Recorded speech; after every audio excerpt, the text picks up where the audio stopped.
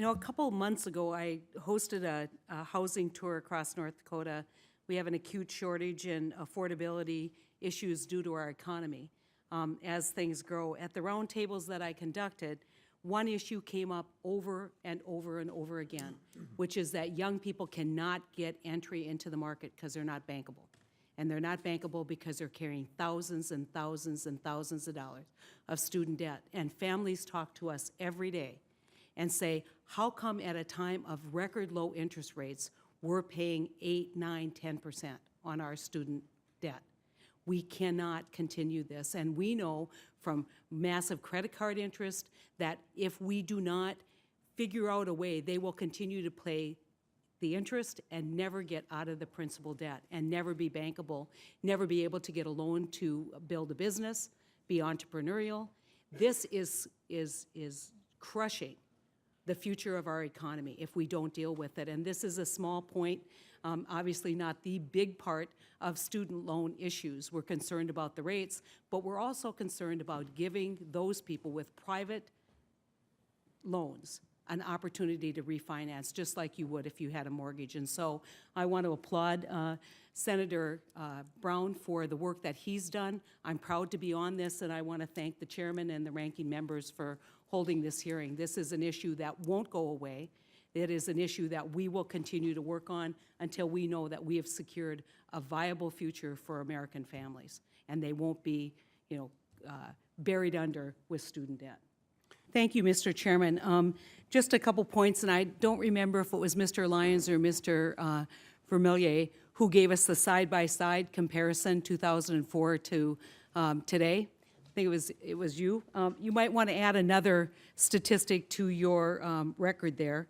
55% of all private loans in 2005 had a cosigner. Today it's 90%. We're not only mortgaging our kids' future, we're mortgaging their parents' future, their grandparents' future, and we're putting their home ownership and their retirement at risk.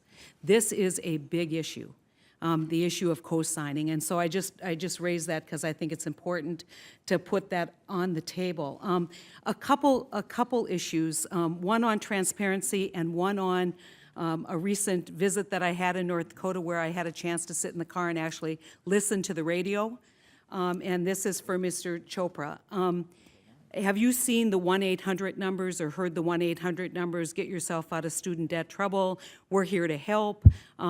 They sound a lot like the predatory lending that we've experienced over the last how many years with home mortgages or consumer debt, credit card debt, and I see an entrance now, an opportunity to move into that market by people who are engaged in predatory lending practices, and I'm wondering if you guys are monitoring that, paying attention, if there's anything Congress should be doing right now to educate students, but us to get out ahead of it on a regulatory basis. Well, we're certainly familiar of the increase in debt collection and debt relief activities as the conditions in the student loan market for many have been quite challenging. For borrowers who have federal student loans, they are marketed services to pay a fee to enroll in certain programs that may help them get out of default through the Department of Education, which may be at no cost. So, of course, we are looking to educate consumers and ensure that all financial services providers are complying with the law.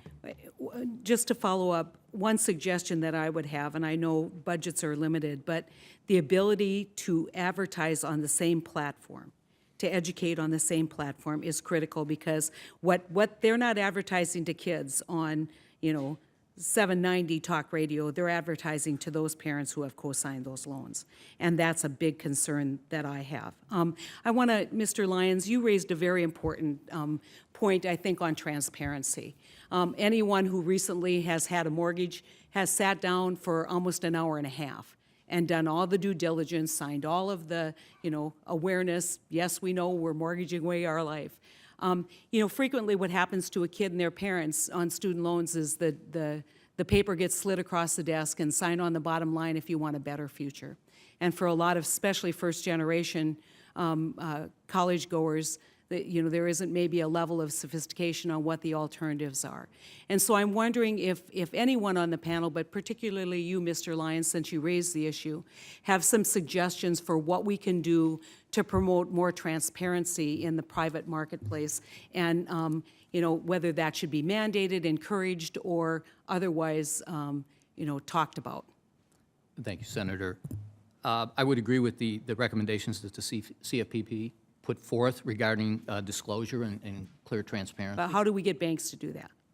And I think banks have taken steps over the last several years since the crisis to improve transparency. And so there is discussions before, during, and after that they provide the students and the students' family, whereas in the past that may not have been the case.